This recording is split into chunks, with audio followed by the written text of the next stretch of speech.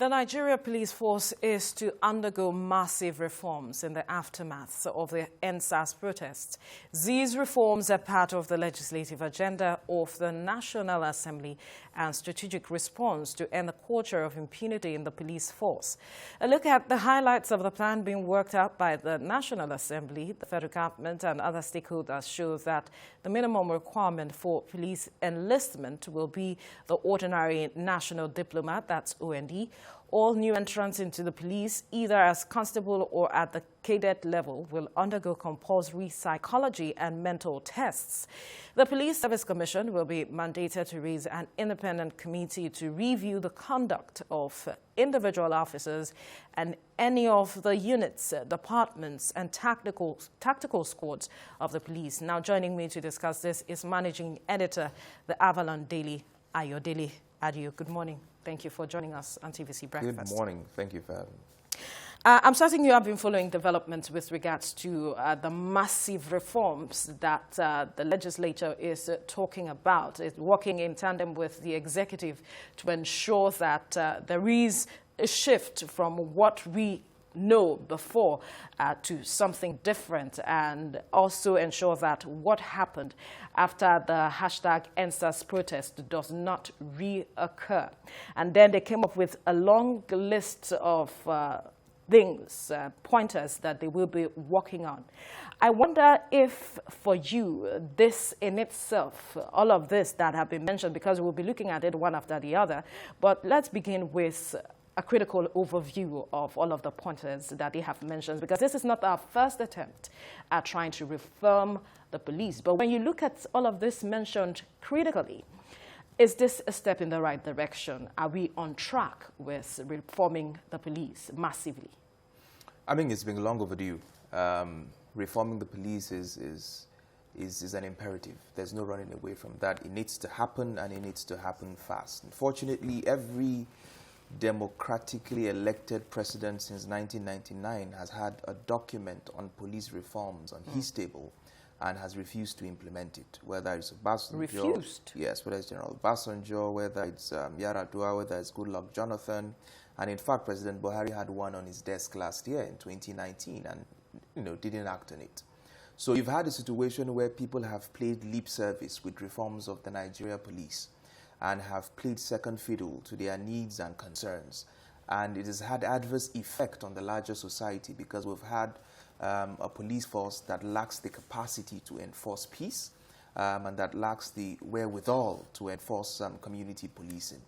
So once you have that kind of police that has been beaten over the years, that has lacked the ability to enforce the rule of law, and that has been riddled with corruption, largely because of the inefficiencies in the bureaucracy and the way the police is set up, then you're going to have a situation where an entire city can be run over and the police can hardly keep the peace. Now, so we're glad that the reforms are taking place. So I'm going to take you back to the statement you made, refusing. Since 1999, like you have mentioned, there has always been a document by the various governments that took over power, and they have refused. That's the word you used. I wonder why you think they refuse to bring about the reforms, because the police in a democratic society is to ensure peace, like you mentioned, within the society, and whatever is needed to ensure that their jobs are made easy, it is the duty of government to ensure that it delivers on that. So why would it refuse? I mean, I wish I had the answer to that question, because it also beats my imagination. Because if the most important thing in governance or in the Constitution is the protection of lives and property, absolutely, and the people in charge of internal security are men of the police, you would expect that they would enjoy some sort of priority when it comes to internal security architecture, and a democratic government would ensure that it does everything possible to equip, to empower, to develop the capacity of the police to do their job, with utmost diligence. And I'm shocked that over the years, you could excuse what had happened in the military era, but from 1999, there is no excuse why the police is where it is today as we speak. There's no excuse why police stations can be easily run over. There's no excuse why policemen will be transferred from one state to the other and they have to live in slums because you don't make provisions for accommodations for them. And even when you do, Their barracks are just glorified slums, if you'd like. There is no excuse why they don't have state-of-the-art facilities. There's no excuse why they don't have effective computing systems in their police stations where they can keep records, where they can track suspects and all of that. There's no excuse why all of this should not happen.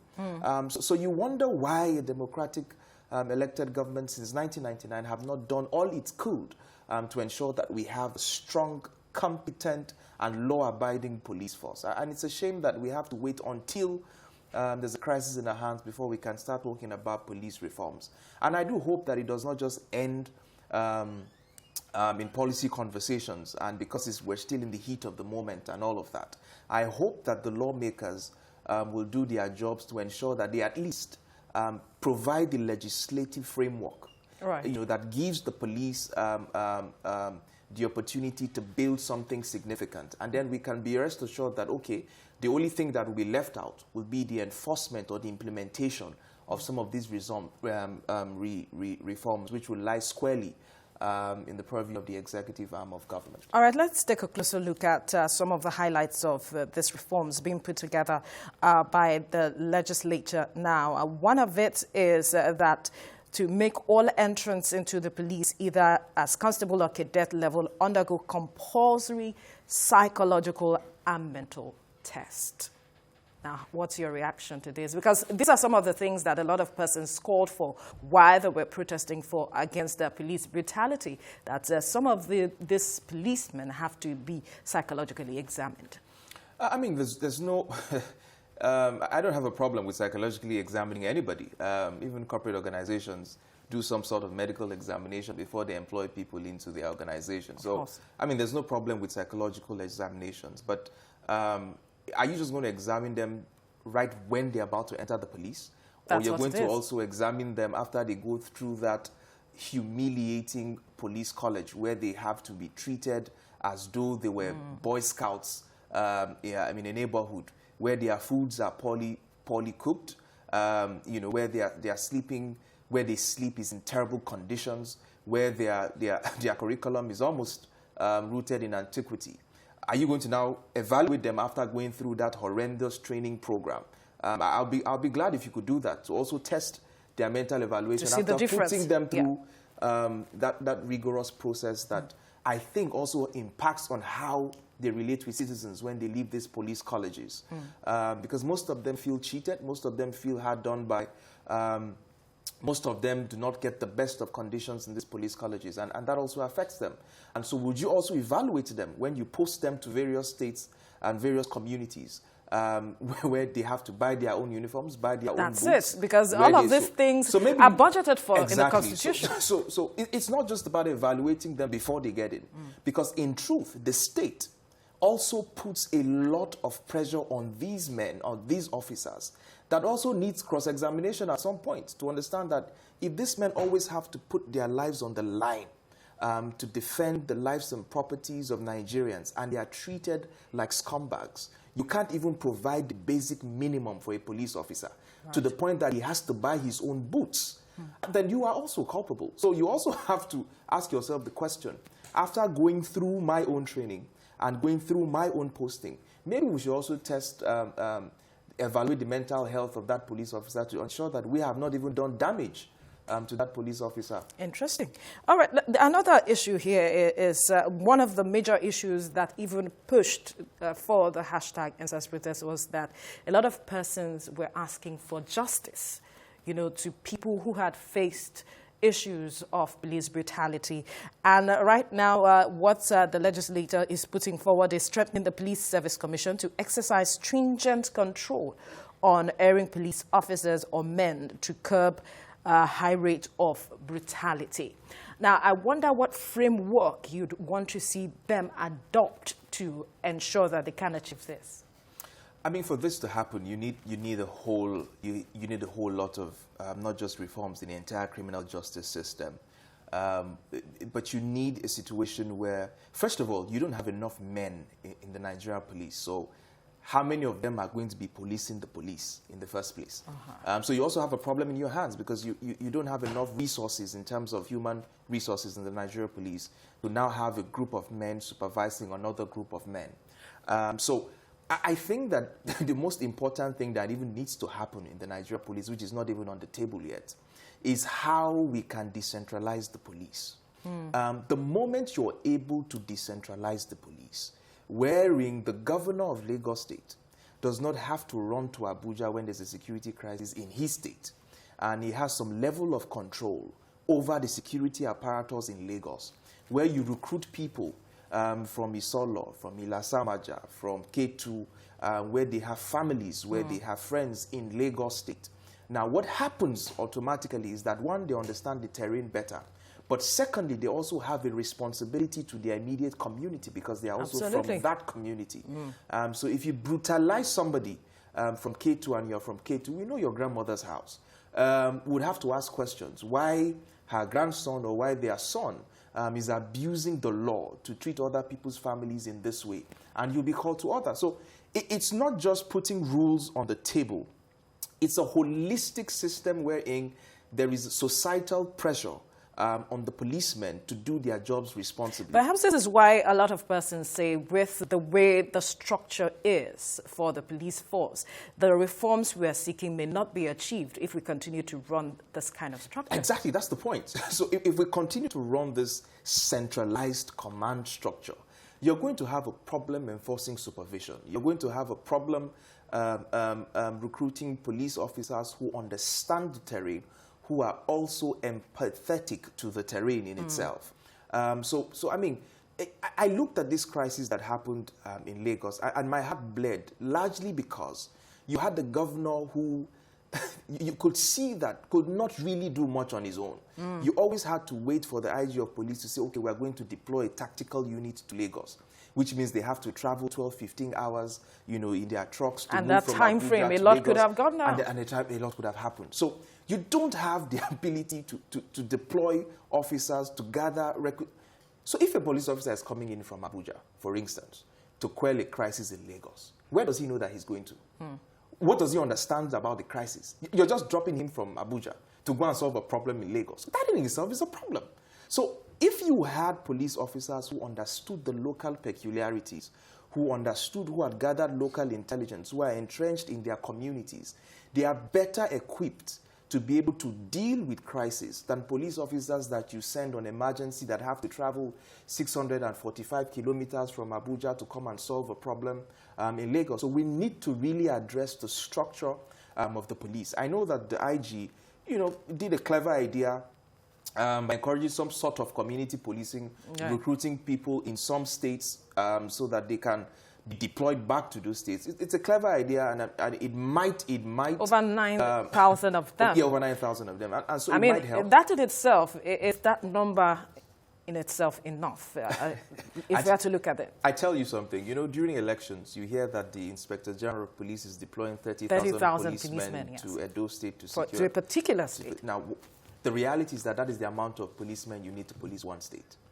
right? That's what you need to have on ground. You need to have that amount of policemen in a particular state to effectively police that state. You don't need to wait for elections for you to pull resources from around the country to deploy them to a particular state because you want to protect the ballot, whereas you're supposed to be protecting lives and property. So that amount of people that you deploy for election purposes are actually supposed to be stationed in those states, maintaining security and keeping the peace and order in those states. So what you need are more and more policemen who are better trained, who are better motivated, and who are better equipped. Speaking about motivation and training, we'll get to training now. Motivation. I saw a document recently looking at, you know, the different positions and the salaries being paid. And I was having a conversation with someone, and he goes, "Are you for real that this is the salaries for certain persons within the force?" And that has also been an issue that a lot of people are pushing for, talking about remuneration, which the legislature is also looking at. And the Police Service Commission is being saddled with regularly assessing their remuneration for officers and to see when a review is going to be required. I mean, remuneration is always important, and it's not just the police, police is just the microcosm of the entire socio-economic problems we have in Nigeria. So you're paying the police officers badly, the same way you're paying the journalists badly, the same way medical personnel are complaining that they're not being properly paid. So it's a holistic, systemic problem, right? So, but for me, it's not just about paying police officers better. There's something called dignity. If officers lose that dignity, lose that pride in themselves and in their country, it doesn't matter how many times you adjust the salary scale, they will still be prone to corrupt practices. And how do you ensure that police officers have some level of dignity? Is in the way that you treat them, in the accommodation that you provide for them, in the schools that their children are able to access, is in the healthcare programs that their families are able to access, is in the fact that when you're going to move them from one state to the other, you care about their travel allowance, you care about where they are going to be resident in the new place that you're posting them into. It's about life assurance to ensure that when they die in the line of duty, their families will be well taken care of. Yeah. So it's a holistic thing to ensure that the police officer has some sort of dignity and pride in himself and in his worth and pride in the country that he's serving. So except we do that and look at it holistically, we'll just be scratching the surface. Another issue that you rightly pointed out is the issue of training. And because the society we find ourselves keeps changing, even around the world, you see trainings coming up so as to meet the demands of the changing society. And that is another issue that a lot of persons have, talked about. The use of technology, not having to these people being trained to meet up with the new demands that the society is springing up. How do we address that? Training is everything. Training is absolutely everything. And except we train... Listen, we've come to a point where there's no need to have shame.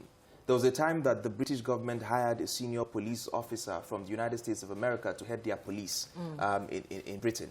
If we need to hire competent men from other countries who have run effective police system to come and run our training academies here, we will need to do that because our men need training. I mean, a few weeks ago, you led the story here when a few men from the United States of America came into Nigeria to rescue somebody in the Northeast and took him back without anybody knowing what happened. So you need better training for the men and officers of our Nigerian police, and it does not matter where that training comes from. Absolutely. If we need to hire people who have run effective police in Europe or anywhere, pay them a premium to ensure that they run our police training colleges, we need that to happen fast so that our people understand better how to police and secure our communities.